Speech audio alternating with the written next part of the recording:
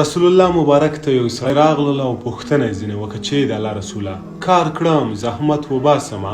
خو مشکل دا دی چې په مال او کسب کې مې برکت نشته چې هر څومره کار وکړم سبا ته نه وي هغه زمونږ او تاسو په اصطلاح باندې په یوه لاس راشي او په بل لاس رانه لاړ شي پوهېږي رسول الله مبارک ورته څه وویلې رسول الله مبارک ورته وویلې چې لاړ شه د خپلې مېرمنې نه د دعا وغواړه تر څو دې په مال او کسب کې برکت پیدا شي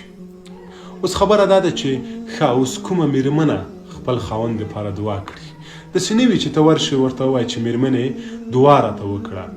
او دا درته ووایي چې که زما دعا قبلېدلی نو 100 کاله مخکې ته باید مړ شوی وی د خپلو مېرمنو سمه رابطې سمې کړه یعنې داسې رابطې ورسره جوړې کړه چې کله ستاسو کالي وتل کوي او تاسو کور کې نه ویه